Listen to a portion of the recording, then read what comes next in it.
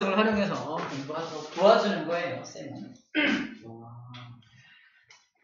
자, 이 운동하고 있는 파란색 공을 좀 봐봐요. 어떻게 운동하고 있냐면 이렇게 써 있습니다. 등속으로 운동하고 있다고 써 있어. 등속이 뭐야? 같은 속도로 쭉 가고 있는 거죠. 얘한테 누가 뒤에서 밀어주고 있나요? 밀어주고 있지 않죠. 근데 어떻게 같은 속도로 가고 있죠? 바로 마찰이 없는 수평면이기 때문에 그렇습니다.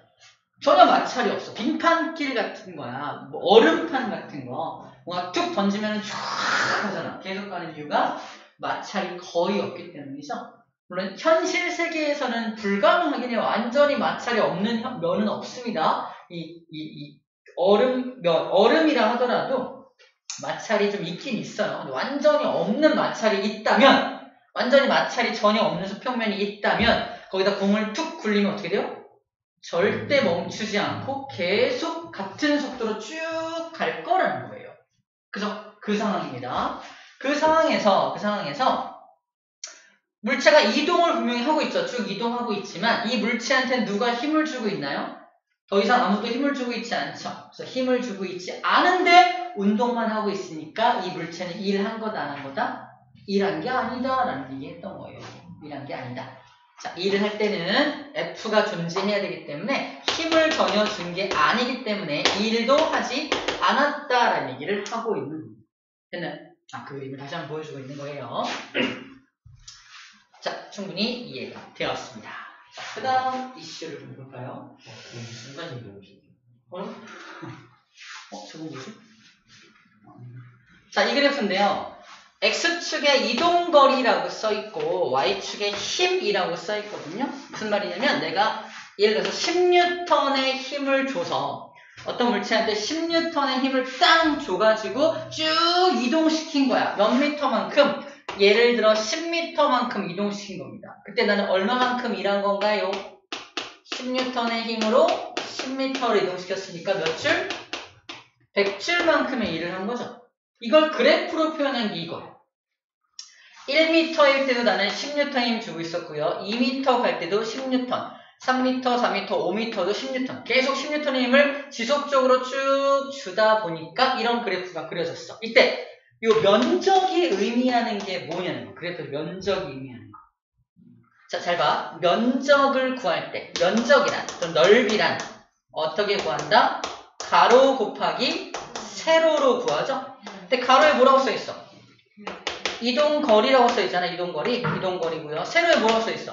힘이죠. 힘하고 이동거리 곱한 게 면적이잖아. 이게 뭘 의미하는 거야? 1의 양이죠. W잖아. 그래서 이 면적을 구한 게 1의 양이라고 써있는 겁니다. 이렇게 직선, 사각형으로 딱 돼 있으면 1의 양 구하는 거 쉽겠죠? 네. 여러분들이 미분적분을 앞으로 배우게 되고 배우는 이유가 뭐냐면 사람이 이렇게 일정한 힘을 계속 줄 수 있을까? 안 줍니다. 쌤의 예를 들게요. 쌤은 일하래. 힘을 주래. 그래서 10m 이동을 시키래. 엄청 멀잖아. 그래서 처음에 의욕적으로 시작합니다. 어이씨! 아유, 좋아요! 근데 힘 빠져. 힘 빠져. 나중에는 못하겠어. 이러잖아. 예. 그럼 여기서 면적을 구할 수 있냐? 있긴 있어요. 그래서 이만큼의 면적 구하잖아. 그치? 근데 곡선의 형태로 있기 때문에 1의 양을 구하기 어렵죠. 그래서 이거를 잘게 쪼개서 잘게 쪼갠 요 사각형의 면적, 잘게 쪼갠 사각형 이렇게 면적들을 구해 나가는 겁니다. 그거를 잘게 쪼개는 걸 미분, 다시 합치는 걸 적분이라고 말하는 거예요. 미적분을 배우는 이유가 이거라는 거예요. 자, 곡선의 형태. 집 사지 말고 가는 시간 아니야. 아, 그렇구나. 미적분 얘기했다고 또 가려고 그런 줄 알았어. 지금 하라는 거 아니고 직선의 형태는 지금 우리도 구할 수 있지만 곡선의 형태일 때는 나중에 지금 못 구하지만 나중에는 구하는 방법이 있다라는 걸 설명해 주고 있는 겁니다. 어쨌든 여기서 요 면적을 구할 수 있다면 이게 무슨 양이다? 1의 양과 같아지게 되겠죠. 그죠? 선생님이 일을 하긴 한 거예요. 그죠? 일을 한 겁니다. 이렇게 이 그래프를 분석할 수 있다. 이게요. 자, 나머지는 다 했고요. 자, 이것도 한번 상상해보자. 책에 이런 말이 나와 있네요. 쇼트트랙 경기에서 앞에 선수를 밀어서 2를 해주면, 이런 쇼트트랙 할 때 앞에 선수 쫙 밀어주면 앞에 선수가 쫙 나가잖아요. 그래서 계주 경기 같은 거 할 때. 그럼 내가 뒤에 선수가 앞 선수를 민다는 게 뭐야? 힘을 줘서 이동시키는 거죠. 2를 넣어주는 거야, 그 선수한테. 즉, 에너지를 넣어주는 겁니다. 그럼 앞에 선수는 에너지가 생기니까 그 에너지를 시작으로 해서 더 많은 에너지로 막 나가는 거죠. 첫 번째 에너지를 하는 거예요. 앞 선수는 에너지가 증가한다. 속력이 빨라지게 됩니다. 하지만 앞에 선수를 쫙 밀고 나서 난 어떻게 돼요? 속력이 느려지게 되죠. 왜? 에너지가 줄었으니까. 내 에너지가 줄었으니까 속력이 느려지게 됩니다. 즉 내가 일해준 만큼 나는 에너지가 감소하고 저는 일을 받은 만큼 에너지가 증가하게 되는 거예요. 이 에너지와 일이 서로 전환되고 있는 걸 보여주고 있는 겁니다. 아시겠죠? 오케이, 좋습니다. 자, 다음 장에 있는 그림도 좀 볼게요. 바로 이 그림입니다. 오케이. 옥상에 2kg짜리 공이 있어요. 제가 왜 올려놓은 거냐? 공이 있습니다. 이제 사람이 여기도 서 있고요. 여기도 서 있어요. 그죠? A라는 사람, 여기 B라는 사람. 공 맞으면 어떻게 될까요? 죽을 수 있겠죠. 파란 공 맞으면 파란 피가 나요. 네? 뻥인 거 다 아네요. 아, 물풍선인데. 물풍선이에요? 물풍선인데 물 색깔이 파란색이었어. 만약에 그럼 이거를 둘 다 맞았다고 쳐보자. 누가 더 아플까요? 5m. 5m. A가 더 아프겠죠. B는 둘 아플 거 아니야?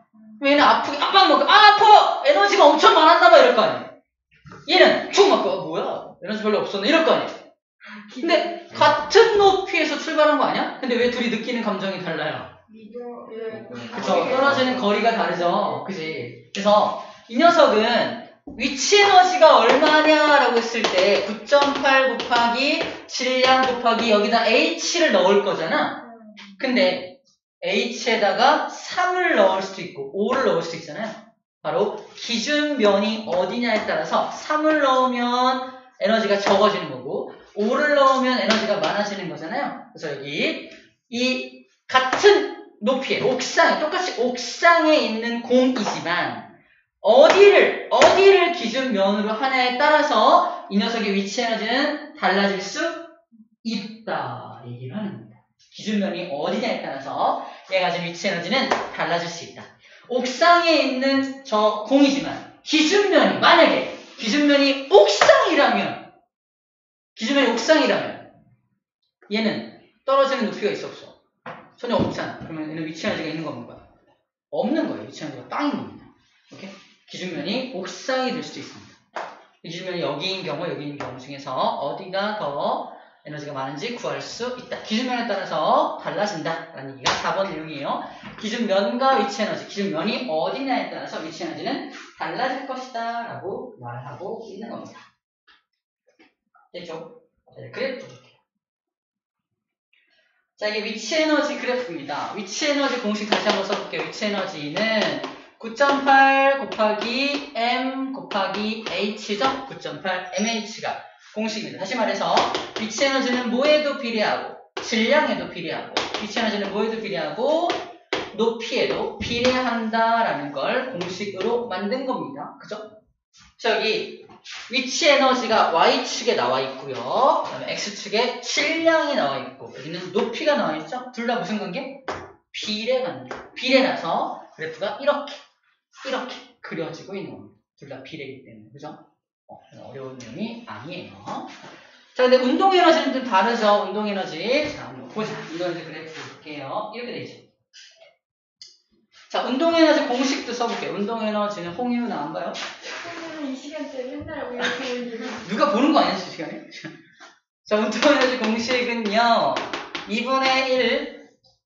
2분의 1 곱하기 질량 곱하기 속력의 제곱이죠. 2분의 1 mv 제곱으로 구합니다. 다시 말해서 운동 에너지는 뭐에 비례하고 질량에는 비례하고 뭐에 비례하고 속력의 제곱에 비례한다는 뜻이에요.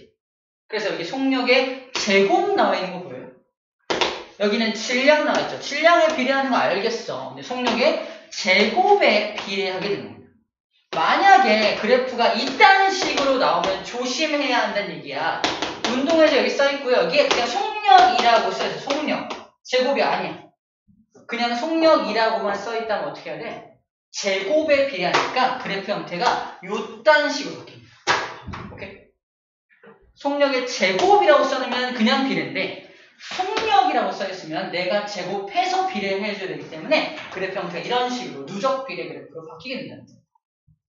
시험 문제 풀 때 나중에 이게 속력인지 속력의 제곱인지 잘 보고서 문제를 풀어줘야 한다는 겁니다. 아시겠죠? 이런 것만 조심해주면 됩니다. 조심해주면 돼요. 자, 요거 한번 참 마지막으로 보고서 문제 풀게요.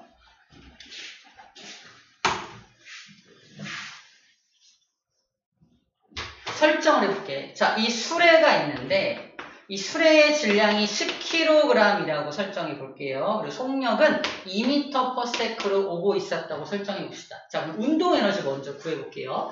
저 수레의 운동 에너지가 얼마인가요? 2분의 1 곱하기 10 곱하기 2의 제곱 들어가죠. 그죠? 맞죠? 왜? 운동 에너지 공식이 2분의 1 mv의 제곱이니까 질량에다가 10 집어넣고 속력에 2 집어넣어서 제곱한 거예요. 그럼 어떻게 돼요? 약분하면은 5, 4, 20줄 나오죠. 20줄. 맞죠? 이 수레가 가진 운동 에너지가 무려 20줄만큼이 있었다는 거야. 근데 오다가 20줄 에너지가 쭉 오다가 이 나무 도막에 꽝 부딪힌 거예요. 나무 도막에 꽝 부딪혀서 쭉 밀고 가다가 멈춰버렸어요. 정지했습니다. 정지했다는 건 저 수레의 운동 에너지가 어떻게 된 거야? 속력이 뭐 집어넣어야 돼? 0이죠. 0에 제곱하면 이거 0 나옵니다. 에너지가 0으로 바뀌어버린 거야. 이 수레의 운동 에너지가 0으로 바뀌어버린 거야. 그치? 에너지 다 어디 갔어? 에너지가 지금 뭐 해준 거야? 수레를, 이 나무 도막을 이만큼 미는 일을 해준 겁니다. 일을 해준 거예요. 다시 말해서 나무 도막이 여기까지 이동하는 동안 일을 해준 거야. 자, 일의 양이 그러면 무조건 얼마 나와야 돼? 그렇죠. 운동 에너지가 사라진 만큼의 일한 양이 나오겠죠. 그죠? 일의 양이 20줄인 거예요. 일의 양을 구하는 공식이 F 곱하기 S라면 S가 10m야.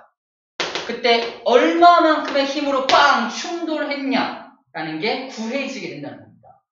그래서 F가 얼마인지 모르겠는데 S가 10m지. 그래서 전체 20줄이 나와야 되니까 F가 그러므로 F는 2N이구나 라는 걸 알아낼 수 있다는 겁니다. 이게 됩니까? 2N으로 꽝 충돌했다는 거야. 근데 2N이 왜 하필 2N일까?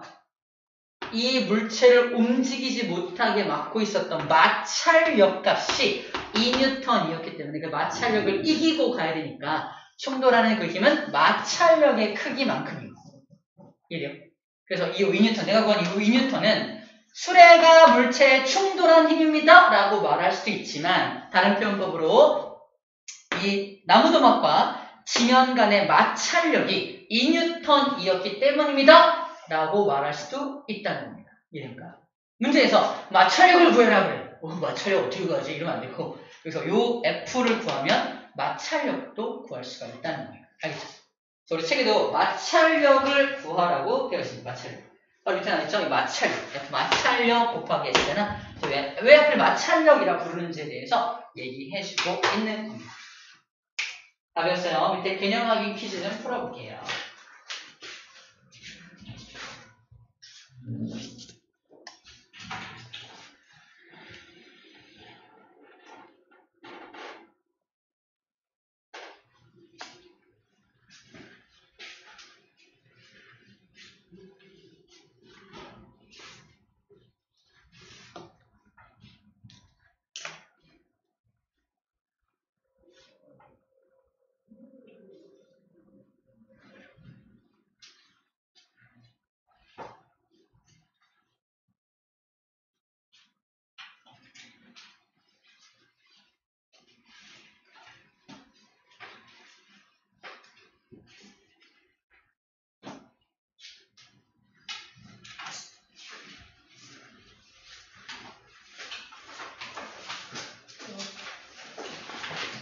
한번 써볼게.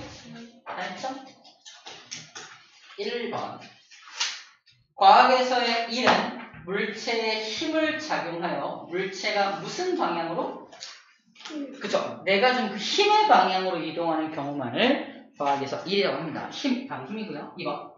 이것은 물체에 적용한 힘의 크기와 그 힘의 방향으로 이동한 거리의 곱으로 구하는 그거. 이대양이죠. 이대양. 자, 맞습니다. 3번.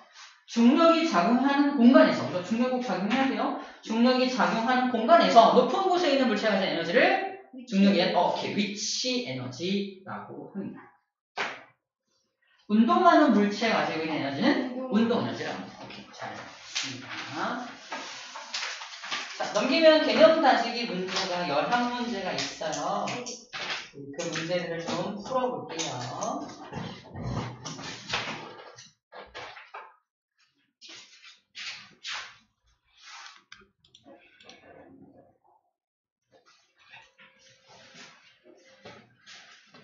여기